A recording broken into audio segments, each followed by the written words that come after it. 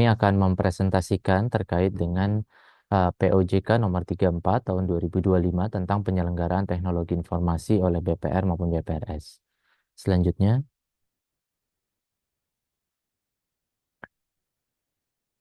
baik, yang pertama latar belakang dari penyusunan POJK nomor 34 tahun 2025 ini yaitu kita melihat perkembangan ekonomi dan keuangan digital ya, di mana ekspektasi masyarakat terhadap layanan keuangan yang lebih komprehensif, yang lebih berbasis digital ya, sehingga layanan keuangan itu dapat dilakukan dimanapun dan kapanpun ini semakin meningkat ya.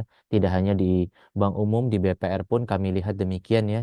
Makin banyak BPR maupun BPRS yang mengajukan izin sebagai penyedia jasa pembayaran maupun juga mengajukan izin produk berbasis TI ya kepada OJK maupun kepada Bank Indonesia dalam hal ini selaku regulator di sistem pembayaran. Kemudian juga yang kedua adalah kebutuhan dan harapan dari industri BPR maupun BPRS dalam melakukan transformasi digital.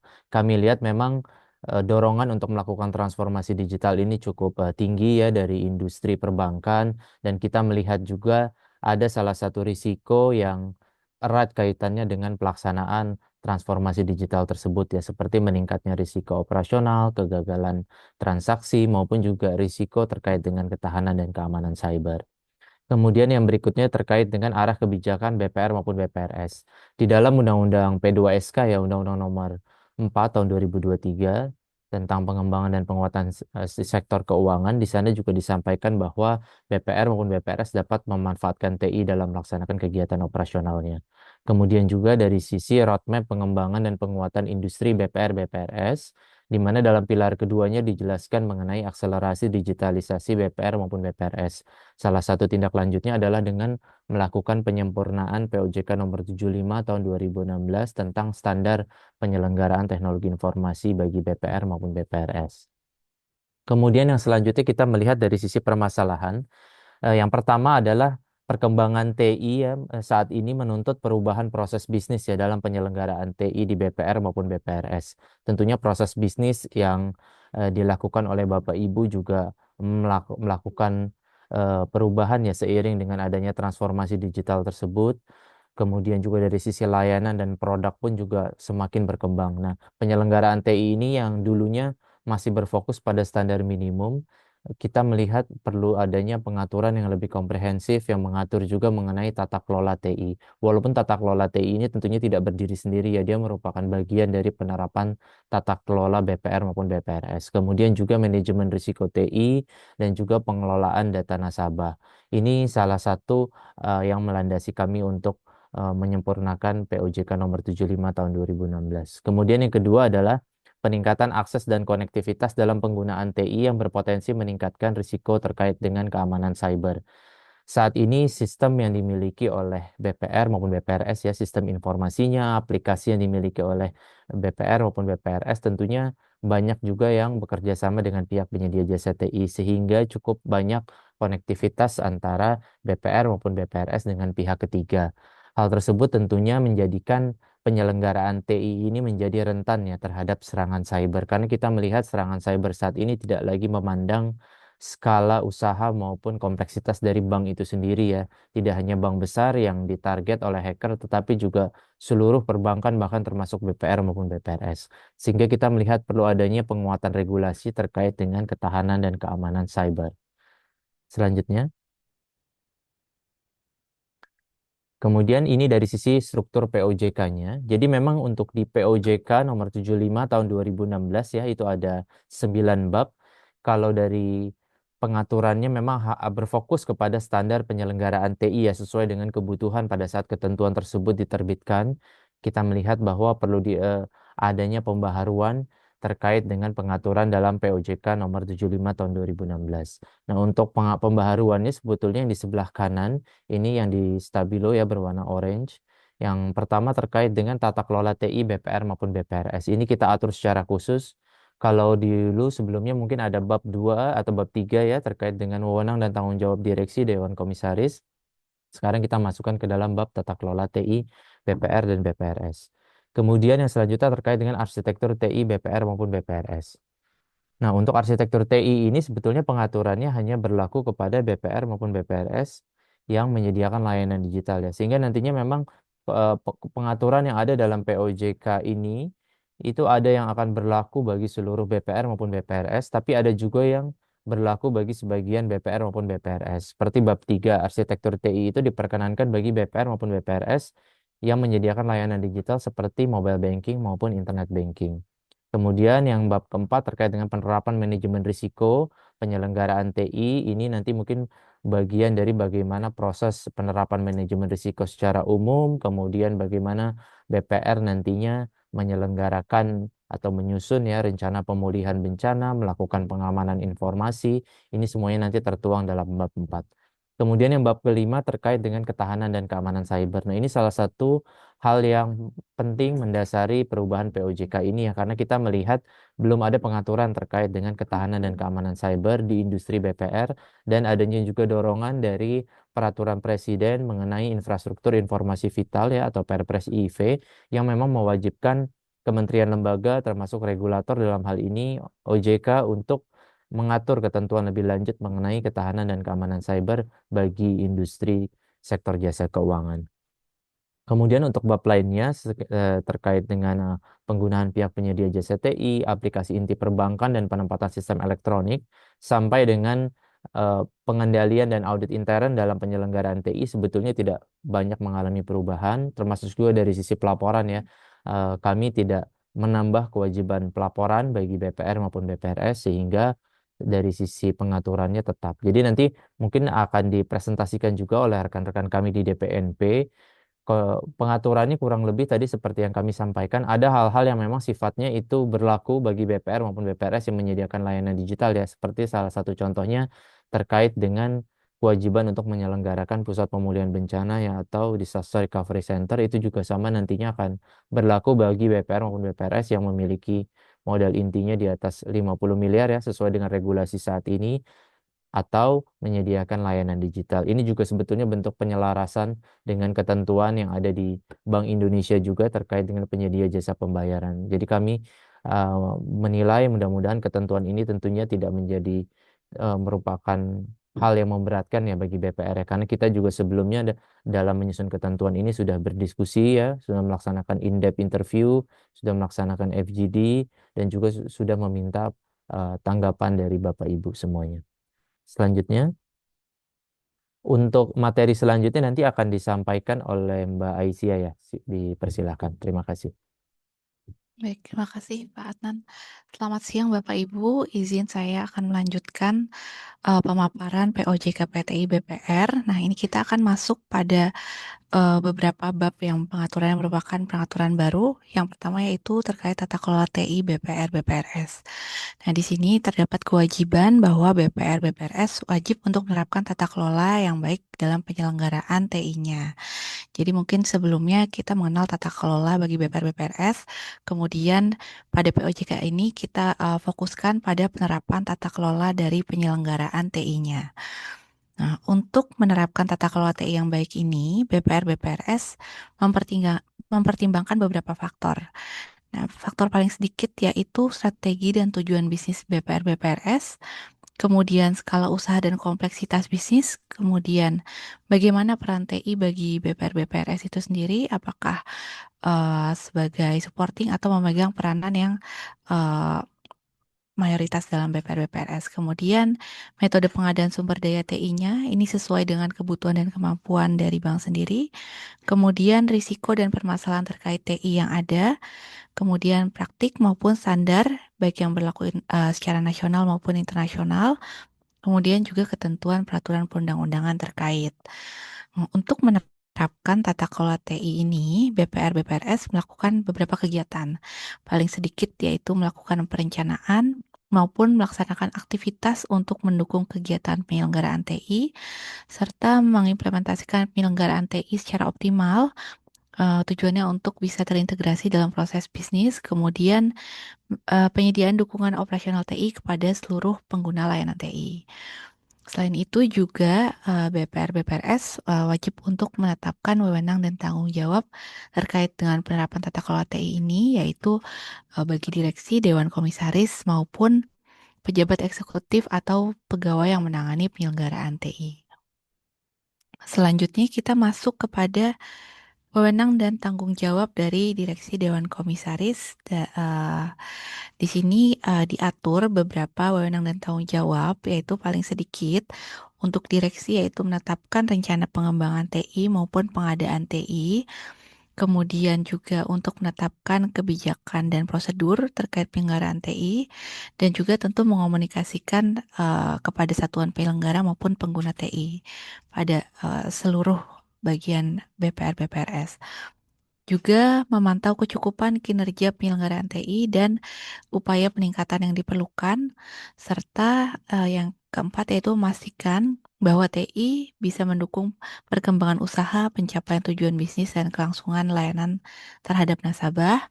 Kemudian memastikan adanya sumber daya memadai untuk penyelenggaraan TI, kemudian memastikan tersedianya sistem pengolahan pengamanan informasi atau dikenal dengan Information Security Management System yang efektif, kemudian juga memastikan bahwa kebijakan dan prosedur yang sudah ditetapkan tadi diterapkan secara efektif. Sedangkan dari sisi Dewan Komisaris, beberapa wewenang dan tanggung jawab yaitu mengarahkan dan memantau rencana pengembangan TI dan pengadaan TI yang bersifat mendasar. Yang bersifat mendasar ini antara lain misalnya perubahan secara signifikan terhadap konfigurasi TI pada BPR BPRS, misalnya ada pengembangan core banking system maupun kerjasama dengan penyedia jasa TI yang cukup material. Kemudian yang kedua yaitu mengevaluasi pertanggungjawaban direksi terkait dengan penyelenggaraan TI dan mengarahkan serta memantau penerapan tata kelola TI itu sendiri pada BPR BPRS. Selanjutnya, baik, ini terkait dengan kewajiban untuk memiliki dan menerapkan kebijakan dan prosedur dalam penyelenggaraan TI. Apa saja cakupannya yaitu eh, untuk wewenang dan tanggung jawab direksi, dewan komisaris dan satuan kerja atau pegawai yang sebagaimana tadi disebutkan, kemudian terkait dengan pengembangan dan pengadaan operasional TI, kemudian jaringan komunikasi, pengamanan informasi, sampai dengan rencana pemulihan bencana, audit intern, dan penggunaan pihak penyedia jasa TI atau PPJTI. Nah, terkait dengan kebijakan prosedur penggunaan PPJTI ini nanti akan dibahas secara detail, namun di sini diatur memuat antara lain mulai dari proses identifikasi kebutuhannya, kemudian bagaimana memilih PJTI-nya, dan juga tata cara melakukan hubungan kerjasamanya. Selanjutnya, BPR, BPRS juga wajib untuk menunjuk satuan kerja ataupun fungsi yang bertanggung jawab atas penyelenggaraan TI di BPR maupun BPRS. Nah, fungsi yang bertanggung jawab ini antara lain bisa berupa pegawai ataupun PIC tersendiri. Untuk satuan kerja atau fungsi ini ditempatkan pada fungsi operasional di BPR atau BPRS dan independen terhadap kegiatan penghimpunan dana, penyaluran dana, pembukuan, kepatuhan maupun audit intern. Artinya tidak menangani kegiatan terkait hal tersebut secara langsung. Kemudian untuk BPR maupun BPRS yang menyediakan layanan digital seperti tadi disampaikan di awal, ada kewajiban yang lebih yaitu untuk memiliki satuan kerja penyelenggaraan TI yang dipimpin oleh pejabat eksekutif. Ini agar lebih terpantau terkait dengan layanan digital ini. Kemudian satuan kerja penyelenggaraan TI ini disesuaikan dengan skala usaha dan kompleksitas TI BPR atau BPRS. Jadi kami tidak mengatur strukturnya harus seperti apa, namun dikembalikan lagi sesuai dengan kebutuhan dan kompleksitas di TI, BPR maupun BPRS. Nah, untuk aktivitas penyelenggaraan TI sendiri itu paling sedikit mulai dari perencanaan kebutuhan infrastruktur TI, kemudian penyusunan dan pengembangan TI pada BPR BPRS, operasionalnya, kemudian juga sampai kepada pemantauan atas kegiatan penyelenggaraan TI tersebut. Selanjutnya kita masuk kepada bab pengaturan baru lainnya yaitu arsitektur TI BPR BPRS. Tadi mungkin juga disampaikan bahwa kewajiban untuk memiliki arsitektur ini hanya dikenakan kepada BPR maupun BPRS yang menyediakan layanan digital seperti mobile banking maupun internet banking. Nah, namun dalam prosesnya juga kami sudah melakukan survei dan eh, interview pada beberapa BPRR memang mayoritas sudah memiliki arsitektur TI ini. Arsitektur TI ini yaitu dokumentasi BPR atau BPRS yang menggambarkan topologi jaringan dan aplikasi yang dimiliki dan atau dikelola oleh BPR BPRS. Nah, untuk menyusun arsitektur TI ini perlu mempertimbangkan rencana bisnis BPR BPRS. Jadi agar sejalan bagaimana topologi jaringan dan aplikasinya dengan rencana bisnis yang setelah disusun. Dan kemudian BPR, BPRS ini wajib melakukan penginian terhadap arsitektur TI sesuai dengan prosedur dan kebijakannya. Nah, penginian ini sendiri dilakukan dalam hal terdapat perubahan.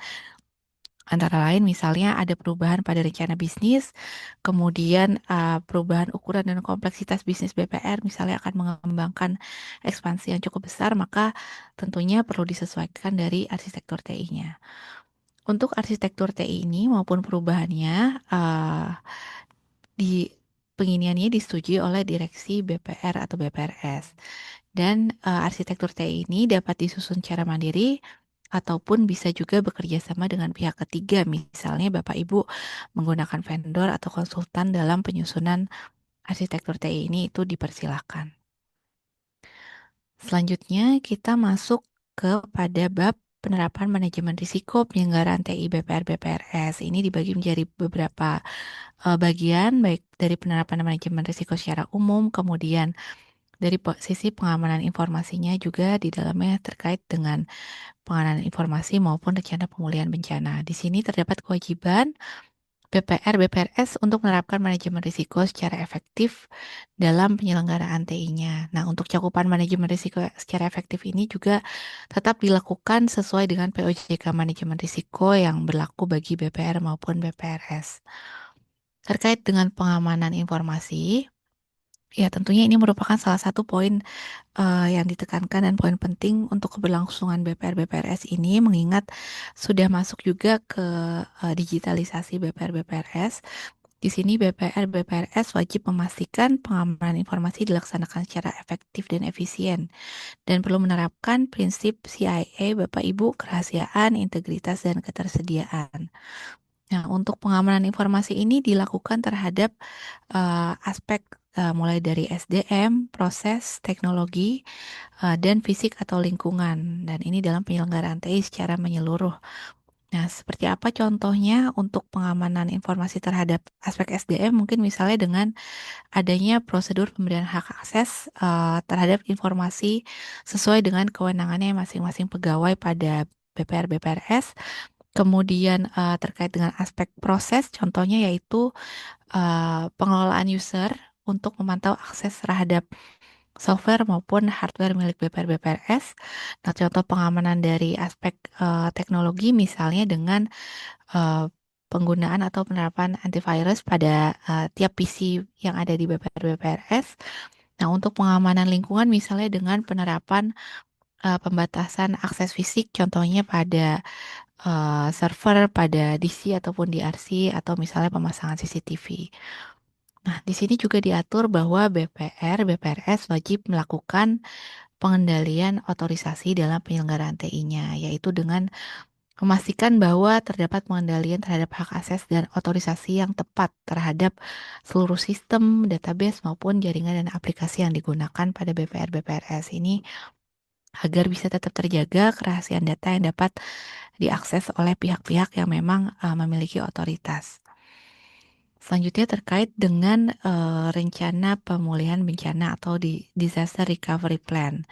Di sini BPR dan BPRS diwajibkan untuk memiliki rencana pemulihan bencana dan memastikan bahwa itu dapat dilaksanakan secara efektif. Tujuannya apa? Agar operasional BPR BPRS tetap bisa berjalan, misalnya terjadi gangguan ataupun bencana itu dengan adanya rencana pemulihan bencana tersebut, maka tetap bisa dilakukan pemulihan dan berjalan sesuai dengan fungsinya. Nah, Untuk rencana pemulihan bencana ini, BPR BPRS wajib melakukan uji coba terhadap seluruh aplikasi dan infrastruktur yang kritikal sesuai dengan hasil analisis dampak bisnis. Jadi memang dilakukan business impact analysis dulu, kemudian setelah dilihat aplikasi dan infrastruktur kritikal itu dilakukanlah uji coba. Untuk BPR BPRS yang menyediakan layanan digital itu dilakukan 1 kali dalam 2 tahun.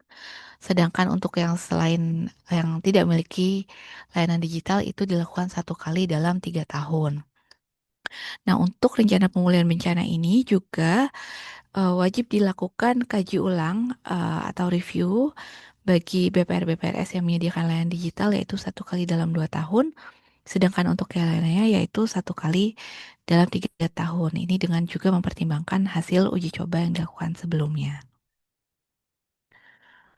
Selanjutnya, baik ini terkait dengan pengaman informasi yaitu bagi BPR BPRS dengan modal inti minimal 50 miliar rupiah dan juga menyediakan layanan digital. Di sini juga ada kewajiban untuk menyediakan pusat pemulihan bencana. Jadi memang tidak untuk semua BPR, namun kami batasi untuk BPR dengan modal inti minimal 50 M dan menyediakan layanan digital. Nah, untuk penyediaan pusat pemulihan bencana ini juga bisa dimiliki oleh BPR secara mandiri, namun juga tetap bisa bekerja sama dengan pihak penyedia jasa TI. Nah, itu kami serahkan sesuai dengan kebutuhan Bapak Ibu, mulai dari sisi mungkin perhitungan investasi dan lainnya.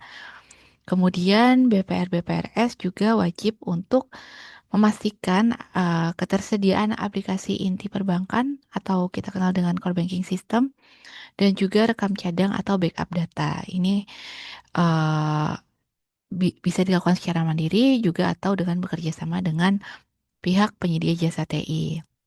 Nah, untuk rekam cadang ini wajib dipastikan dilakukan setiap akhir hari untuk seluruh data aktivitas di BPR BPRS dan wajib menyimpan data aktivitas dalam jangka waktu sesuai dengan ketentuan peraturan perundang-undangan terkait. Nah, kemudian dalam rangka penyelenggaraan TI juga, BPR BPRS wajib untuk melakukan pencatatan seluruh transaksi dalam pembukuan BPR BPRS pada akhir hari yang sama atau end of day ya. Kemudian di sini juga terdapat larangan dalam penyelenggaraan TI BPR BPRS. Ini sebenarnya ketentuannya juga sudah diatur sebelumnya dalam POJK yang dicabut, di mana BPR dan BPRS dilarang untuk melakukan kegiatan penyediaan jasa TI, itu baik misalnya penyediaan infrastruktur TI dalam bentuk software, hardware maupun fasilitas pendukung lainnya. Nah, namun kecuali terkait dengan produk atau layanan yang disediakan oleh BPRS. Hal ini sebenarnya dimaksudkan supaya BPR atau BPRS bisa fokus pada pengembangan bisnisnya dan juga fokus untuk pengembangan TI di internalnya terlebih dahulu. Baik, Bapak Ibu, untuk pengaturan selanjutnya akan disampaikan oleh Mas Irawan. Ya, terima kasih Bu Aisyah. Baik, Bapak Ibu, selanjutnya kita akan masuk ke bab 5, yaitu ketahanan dan keamanan siber. Jadi ini merupakan muatan pengaturan baru ya Bapak Ibu, yang di ketentuan sebelumnya di POJK 75 tahun 2016 itu belum ada. Ini kami tambahkan di sini. Nah, jadi pada intinya adalah BPR dan BPRS wajib menjaga ketahanan siber, dan untuk menjaga ketahanan siber tersebut, BPR dan BPRS melakukan proses paling sedikit ada 4 di sini yang sifatnya sekuensial ya, mulai dari identifikasi hingga ke penanggulangan. Jadi yang pertama itu identifikasi aset, ancaman, dan kerentanan, di mana di sini salah satu contohnya adalah dengan melakukan pemantauan terhadap perkembangan siber yang terkini, baik dari sisi teknologi, taktik, dan teknik serangan, serta prosedur atau pola serangan untuk mengidentifikasi ancaman siber. Kemudian yang kedua, setelah melakukan identifikasi, bank menerapkan pelindungan aset, yaitu menerapkan pengendalian keamanan yang komprehensif sesuai dengan hasil identifikasi aset tersebut. Nah, kemudian yang selanjutnya adalah proses deteksi insiden siber, yaitu antara lain dengan melakukan pemantauan atas aktivitas mencurigakan, serta melakukan pengujian terhadap proses dan prosedur deteksi untuk memastikan aktivitas anomali dapat dideteksi secara tepat waktu. Dan yang terakhir, apabila telah dideteksi adanya insiden siber, kemudian lanjut ke proses berikutnya, yaitu penanggulangan dan pemulihan insiden siber, di mana di sini BPR dan BPRS menerapkan prosedur pemulihan serta upaya untuk mencegah penyebaran dampak dari suatu insiden. Nah, selanjutnya BPR dan BPRS memastikan proses yang tadi, yaitu proses untuk menjaga ketahanan dan keamanan siber, didukung dengan sistem informasi yang memadai yang dapat mendukung keseluruhan proses dalam menjaga ketahanan siber dari BPR dan BPRS. Kemudian selanjutnya ini juga muatan pengaturan baru yang terkait dengan penilaian maturitas keamanan siber. Jadi maturitas keamanan siber sendiri itu adalah ukuran yang mencerminkan kondisi keamanan siber pada BPR dan BPRS. Jadi apabila teridentifikasi ada area yang memiliki kelemahan dan memerlukan perbaikan, hal tersebut dapat menjadi masukan dalam meningkatkan ketahanan dan keamanan siber bank. Gitu. Nah, di sini BPR melakukan penilaian maturitas keamanan siber secara tahunan untuk posisi akhir bulan Desember. Nah, penilaian maturitas keamanan siber ini nanti akan secara rinci ya dibahas di dalam PADK-nya atau ketentuan pelaksanaan dari POJK ini. Namun pada intinya ada 5 domain yang dinilai. Yang pertama yaitu terkait dengan tata kelola, kemudian ada domain identifikasi, ada domain pelindungan, domain deteksi, dan yang terakhir domain penanggulangan dan pemulihan. Kemudian setelah BPR dan BPRS melakukan penilaian, maka BPR dan BPRS perlu mendokumentasikan hasil penilaian maturitas keamanan siber. Yang mana di sini OJK dapat sewaktu-waktu meminta hasil penilaian maturitas keamanan siber yang telah dilakukan. Oke, selanjutnya. Nah, kemudian bab berikutnya yaitu terkait dengan penggunaan pihak penyedia jasa TI, BPR dan BPRS. Nah, untuk bab ini sebetulnya kurang lebih sama ya dengan muatan pengaturan pada POJK sebelumnya. Jadi BPR dan BPRS dapat menggunakan pihak penyedia jasa TI dalam penyelenggaraan TI. Nah, di sini mungkin tadi sempat saya baca sedikit ada pertanyaan terkait dengan apakah harus menggunakan pihak penyedia jasa TI begitu ya. Sebetulnya kalau kita melihat ke frasanya di sini menggunakan kata dapat ya Bapak Ibu. Jadi BPR dan BPRS sebetulnya leluasa bisa saja mengembangkan TI-nya sendiri apabila memang memiliki sumber daya memadai. Namun apabila diperlukan dapat menggunakan pihak penyedia jasa TI seperti itu. Nah, meskipun BPR dan BPRS menyerahkan penyelenggaraan TI kepada pihak penyedia jasa TI, begitu, BPR dan BPRS Syariah tetap bertindak sebagai penyelenggara sistem elektronik untuk setiap sistem elektronik yang digunakan dalam menjalankan kegiatan usahanya, sehingga tanggung jawab tetap melekat pada BPR dan BPRS yang memiliki sistem elektronik tersebut. Nah, di sini mungkin ada beberapa contoh penyelenggaraan TI ya yang menggunakan pihak penyedia jasa TI, itu antara lain adalah penggunaan komputasi awan untuk cloud computing, kemudian penyelenggaraan pusat data dan juga pusat pemulihan bencana. Itu salah satu beberapa contoh penggunaan pihak penyedia jasa TI. Nah, dalam penggunaan pihak penyedia jasa TI atau kita singkat sebagai PPJTI di sini, ada beberapa hal yang perlu diperhatikan oleh BPR dan BPRS. Yang pertama yaitu wajib bertanggung jawab terhadap penyelenggaraan TI secara keseluruhan. Kemudian yang berikutnya adalah memiliki kemampuan dalam melakukan pengawasan dan melakukan pengawasan tersebut terhadap penyelenggaraan TI, BPR, dan BPRS yang diselenggarakan oleh PPJTI. Nah, ini bisa ditunjukkan dengan tersedianya sumber daya manusia yang memiliki pengetahuan atau kapabilitas mengenai jasa TI yang diberikan oleh PPJTI. Kemudian juga memantau reputasi dari PPJTI dan kelangsungan penyediaan layanan kepada BPR dan BPRS. Kemudian memilih PPJTI berdasarkan analisis manfaat dan biaya dengan melibatkan satuan kerja atau pegawai yang bertanggung jawab terhadap penyelenggaraan TI. Kemudian yang E, melakukan proses seleksi dan melakukan transaksi dengan PPJTI dengan memperhatikan prinsip kehati-hatian, manajemen risiko, dan juga didasarkan pada hubungan kerjasama secara wajar atau arm's length principle, termasuk dalam hal PPJTI merupakan pihak terkait dengan BPRS, BPR dan BPRS. Kemudian yang terakhir, yang F ya, memberikan akses kepada OJK terhadap pangkalan data BPR dan BPRS secara tepat waktu, baik terhadap data terkini dan data yang telah lalu. Kemudian poin G, di sini ada 11 poin ya Bapak Ibu. Next. Nah, di sini juga BPR dan BPRS wajib memastikan PPJTI memenuhi 11 poin yang ada di huruf G ini ya. Yang pertama yaitu PPJTI memiliki kualifikasi dan kompetensi sumber daya manusia yang memadai, di mana di sini bisa ditunjukkan dengan kepemilikan sertifikat keahlian sesuai dengan keperluan penyelenggaraan TI. Kemudian PPJTI juga menerapkan prinsip pengendalian TI secara memadai. Jadi ini contohnya pengendalian paling sedikit meliputi physical security atau logical security ya, seperti password, akses, dan sebagainya. Kemudian yang ketiga yaitu menyediakan data dan informasi yang diperlukan secara tepat waktu setiap kali dibutuhkan oleh BPR dan BPRS, OJK, dan atau pihak lain sesuai dengan kewenangannya.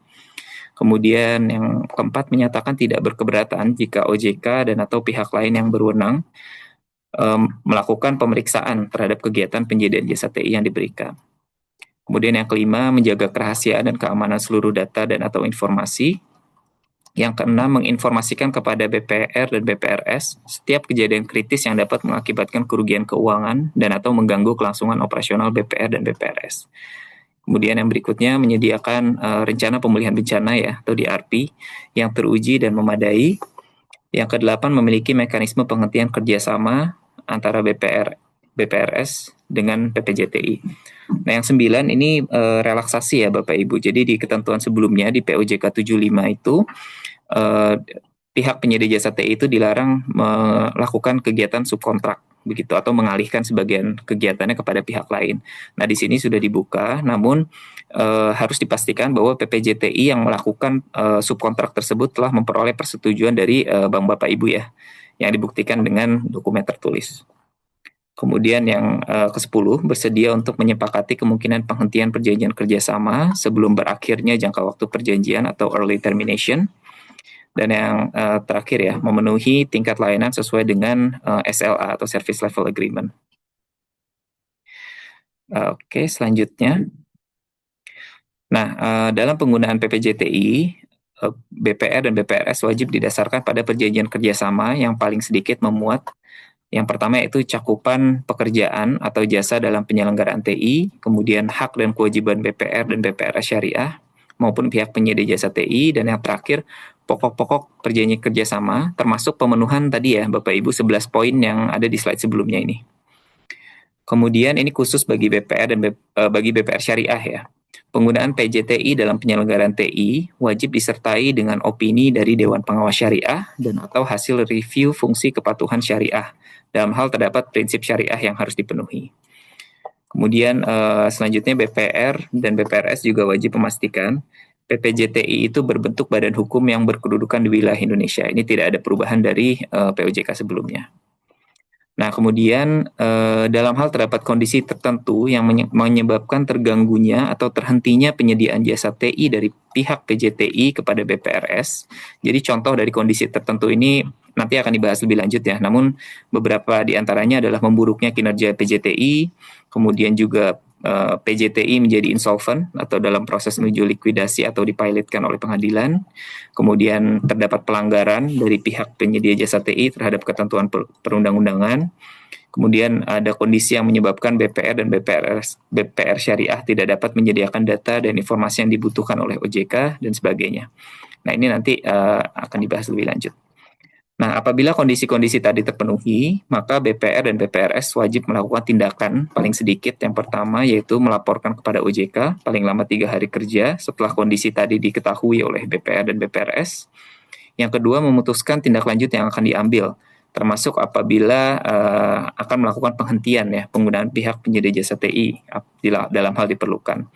Dan apabila dipilih untuk menghentikan penggunaan pihak penyedia jasa TI, maka perlu melaporkan kepada OJK paling lama 10 hari kerja setelah kerjasama tersebut dihentikan. Oke, selanjutnya. Nah, ini yang di sebelah kiri ya, kondisi tertentu ini lebih detailnya dari yang tadi sudah diterangkan. Jadi beberapa kondisi tertentu itu ada yang memburuknya kinerja penyelenggaraan TI, tadi sudah dijelaskan, kemudian pihak penyedia jasa TI menjadi insolvent, terdapat pelanggaran terhadap ketentuan perundang-undangan oleh PJTI, contohnya misalkan terkait dengan pelindungan data pribadi seperti itu. Kemudian juga kondisi yang menyebabkan BPR dan BPRS tidak dapat menyediakan data dan informasi yang diperlukan, dan yang terakhir itu kondisi lain ya. kondisi lain yang menyebabkan terganggunya atau terhentinya penyediaan jasa TI oleh dari pihak PJTI. Nah, kemudian berikutnya dalam hal penggunaan PJTI tadi menyebabkan atau diindikasikan akan menyebabkan kesulitan pengawasan yang dilakukan oleh OJK, maka OJK dapat meminta BPR dan BPRS untuk melakukan upaya perbaikan melalui penyampaian rencana tindak dan atau memerintahkan penghentian penggunaan PJTI sebelum berakhirnya jangka waktu perjanjian. Nah, di sini BPR dan BPRS wajib menyampaikan rencana tindak kepada OJK. Gitu. Oke, mungkin kita next saja ya. Nah, selanjutnya kita masuk ke bab 7 terkait dengan aplikasi inti perbankan dan penempatan sistem elektronik. Tadi sempat dibahas sedikit terkait dengan aplikasi inti perbankan ya Bapak Ibu di bagian pengamanan informasi. Nah, jadi memang di sini BPR dan BPRS wajib memastikan ketersediaan aplikasi inti perbankan dalam menyelenggarakan TI. Dan di sini kita atur lebih lanjut apa saja hal-hal yang perlu dipenuhi ya dalam memastikan aplikasi inti perbankan tersebut. Nah, BPR dan BPRS wajib memastikan aplikasi inti perbankan atau core banking system ya mampu yang pertama yaitu menerapkan ketentuan peraturan perundang-undangan bagi BPR dan BPRS. Contohnya di sini adalah terkait dengan kualitas aktiva produktif dan penyisian penghapusan aktiva produktif, kemudian juga ketentuan BMPK ya Bapak Ibu dan juga terkait dengan standar akuntansi dan pelaporan seperti itu. Nah, kemudian yang kedua memastikan core banking system mampu melakukan pembukuan transaksi antar jaringan kantor pada hari yang sama, ini bagi BPR dan BPRS yang tidak menyediakan layanan digital dan tidak melakukan kegiatan sebagai penerbit alat pembayaran menggunakan kartu, atau secara online ya, dan real time bagi BPR dan BPRS yang menyediakan layanan digital dan atau melakukan kegiatan sebagai penerbit APMK. Jadi diharapkan untuk yang sudah menyediakan layanan digital atau melakukan kegiatan sebagai penerbit APMK, pembukuan transaksi dalam aplikasi inti perbankan itu dilakukan secara online dan real time seperti itu. Kemudian yang berikutnya adalah memastikan core banking system mampu menghasilkan data dan informasi yang digunakan dalam mendukung proses penyusunan laporan. Kemudian mengkonsolidasikan fungsi yang terdapat dalam core banking system untuk mendukung penyediaan data dan informasi yang lengkap, akurat, kini, dan utuh. Dan yang terakhir, memastikan core banking system memiliki log aktivitas sistem. Jadi apabila terdapat audit, pemeriksaan, atau jika terdapat fraud, di situ bank dapat melakukan identifikasi. Nah, selanjutnya terkait dengan penempatan sistem elektronik. Di sini diwajibkan bagi bank, bagi BPR dan BPRS untuk menempatkan sistem elektronik pada pusat data dan pusat pemulihan bencana di wilayah Indonesia. Seperti itu. Dan penempatan sistem elektronik pada pusat data di lokasi dengan karakteristik risiko yang berbeda dengan lokasi pemulihan bencana. Jadi perlu dilihat, jangan sampai pusat pemulihan bencana diletakkan di lokasi yang memiliki karakteristik yang sama dengan pusat data. Karena pada prinsipnya pusat pemulihan bencana itu diperlukan untuk sebagai backup begitu ya Bapak Ibu saat pusat data tidak dapat diakses. Seperti itu. Nah, selanjutnya terkait dengan pengelolaan dan perlindungan data pribadi ini akan disampaikan oleh Mbak Junita. Silakan Mbak Junita. Izin melanjutkan terkait dengan bab yang berikutnya adalah pengelolaan dan perlindungan data pribadi. Dalam pengelolaan data oleh BPR-BPRS, BPR-BPRS wajib melakukan pengelolaan data secara efektif dalam pemrosesan data BPR-BPRS untuk mendukung pencapaian tujuan bisnis BPR-BPRS. Nah, dalam melakukan pengelolaan data yang efektif ini, BPR-BPRS harus memperhatikan kualitas data, kemudian sistem pengelolaan data, sumber daya pendukung pengelolaan data. Nah, kualitas data ini tentunya data yang dikelola oleh BPR-BPRS tentunya diharapkan harus akurat, kemudian lengkap, dia juga relevan, supaya data yang digunakan itu tentunya dapat membuat keputusan yang tepat juga dan juga dikelola mengelola risikonya juga lebih efektif dan juga comply sama regulasi yang berlaku. Kemudian terkait dengan sistem pengelolaan data ini tentunya harus disesuaikan juga dengan kebutuhan dan juga kompleksitas dari BPR-BPRS.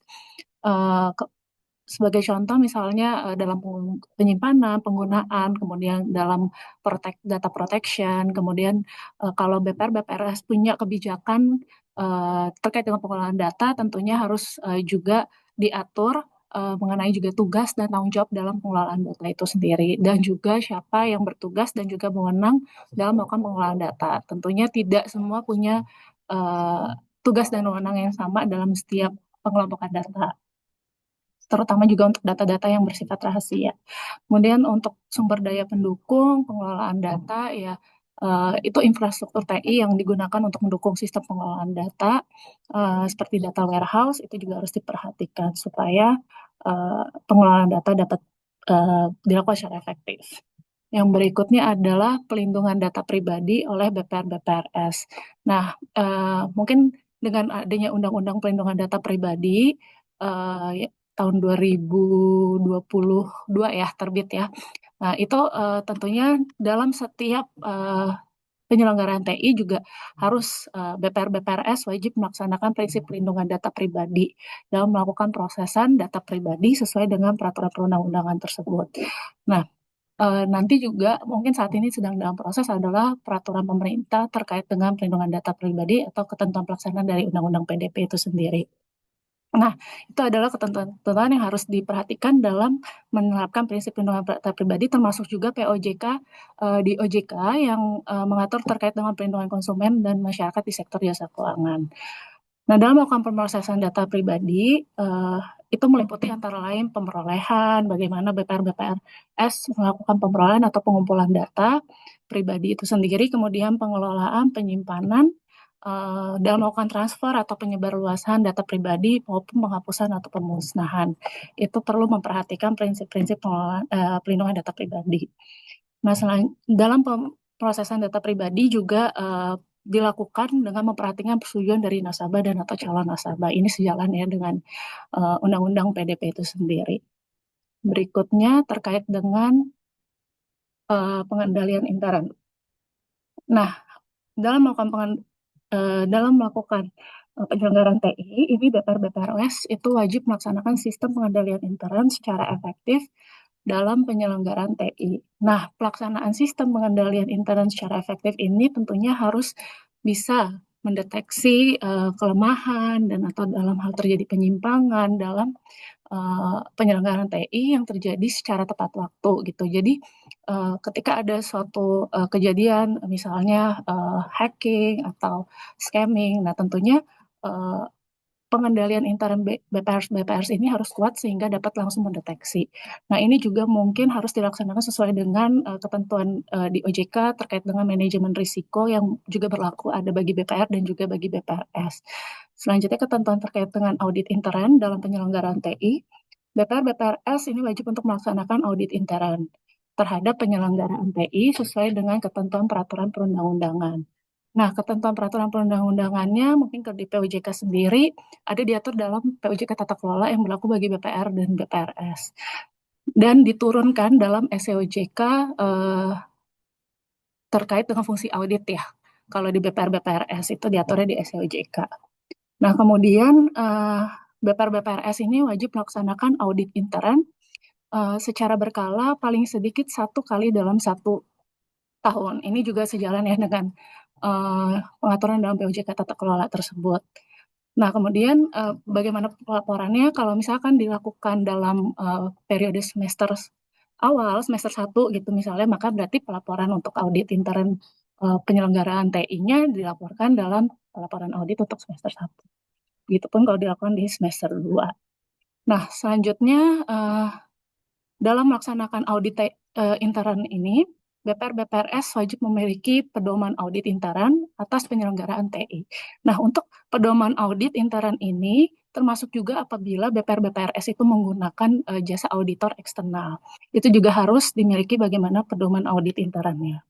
Kemudian BPR-BPRS wajib memastikan tersedianya jejak audit atau audit trail terhadap seluruh kejadian penyelenggaraan TI. Nah, audit trail ini tentunya penting ya Bapak dan Ibu untuk dipastikan oleh BPR-BPRS. Karena dalam hal nanti terjadi suatu kejadian gitu, kemudian itu bisa menjadi bahan pembuktian untuk hasil audit tersebut gitu. Selanjutnya, ini tadi pelaksanaan audit intern itu dapat dilakukan oleh auditor eksternal juga. Selanjutnya, next slide adalah terkait dengan pelaporan. Mungkin saya bisa tegaskan di sini bahwa sebenarnya laporan-laporan yang ada di POJK 34 tahun 2025 ini masih sama atau tidak ada penambahan dari laporan di POJK yang sebelumnya. Namun memang ada beberapa penyesuaian dalam SLA. Nah, untuk yang laporan berkala, itu ada laporan pelaksanaan audit interan. Nah, ini yang tadi dijelaskan juga ya, disampaikan sesuai dengan POJK Tata Kelola BPR-BPRS, yaitu 1 kali setahun. Dan penyampaian tadi kalau dilakukan semester 1, maka ya di laporan semester 1-nya yang disampaikan. Nah, untuk POJK Apollo juga melihat karena penyampaiannya itu melalui media Apollo gitu. Jadi harus diperhatikan juga ketentuannya. Nah, untuk laporan insidental, itu ada laporan tindakan atas kondisi tertentu terkait PBJTI dan laporan penghentian penggunaan PBJTI. Jadi kalau tadi sudah dijelaskan juga pada bagian Pak Irawan ya tadi, bahwa kalau BPR-BPRS itu ada kondisi tertentu yang menyebabkan terganggunya atau terhentinya penyediaan jasa TI, itu harus melaporkan kepada OJK atau pengawas dalam 3 hari kerja ya setelah diketahui.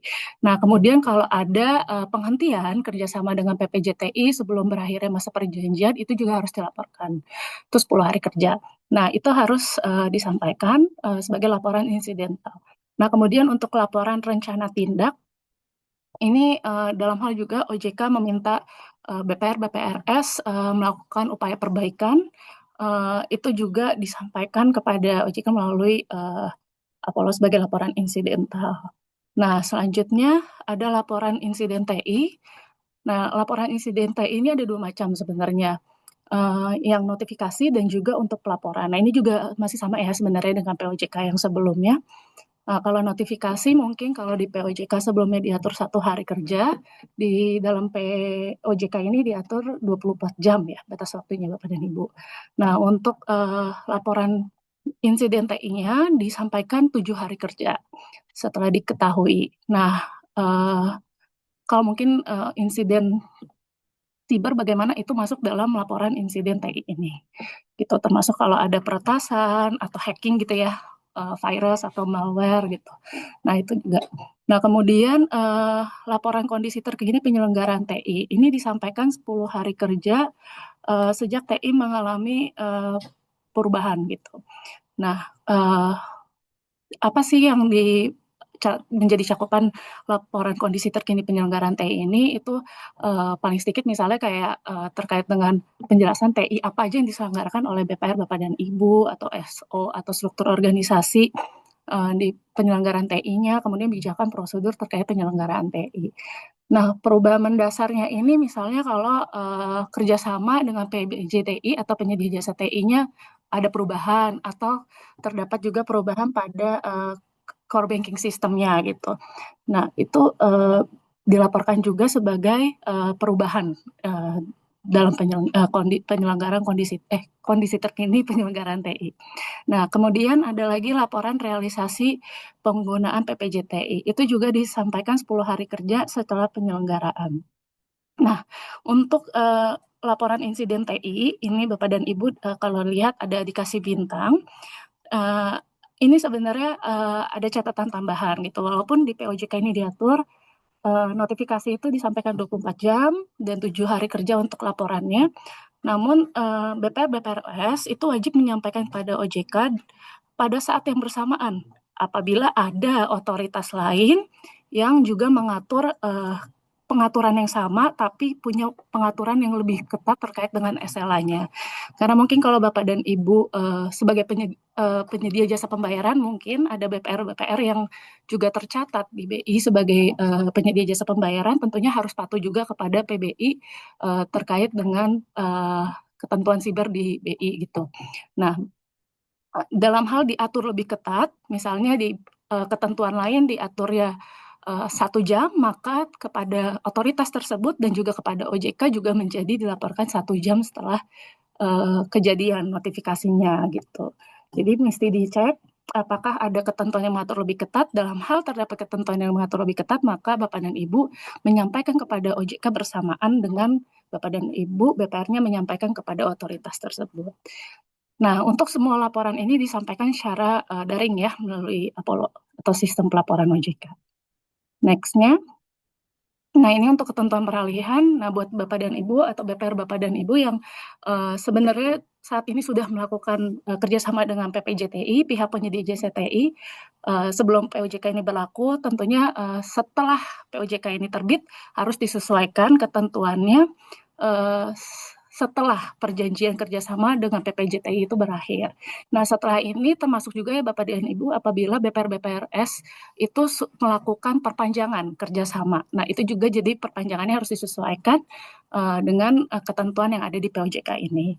Selanjutnya, untuk ketentuan penutupnya, POJK ini berlaku 1 tahun sejak POJK diundangkan, untuk tentunya memberikan waktu untuk BPR-BPRS yang belum comply dengan ketentuan ini karena belum diatur mungkin di POJK sebelumnya untuk menyesuaikan, sehingga nanti pada saat sudah berlaku semuanya sudah bisa sesuai dengan ketentuan di POJK ini. Antara lain tuh seperti penyusunan arsitektur TI, itu kan baru ya Bapak dan Ibu. Kemudian untuk penyediaan DRC, mungkin untuk BPR yang di bawah 50M ya modal intinya, itu kan dulu belum wajib. Jadi untuk yang sekarang yang menyediakan layanan digital harus dilihat apakah sudah ada DRC-nya. Kemudian untuk struktur organisasi juga, apabila belum ada yang belum sesuai dengan POJK ini, maka harus disesuaikan. Mungkin itu terkait dengan ketentuan dalam POJK ini, kami kembalikan kepada Bapak.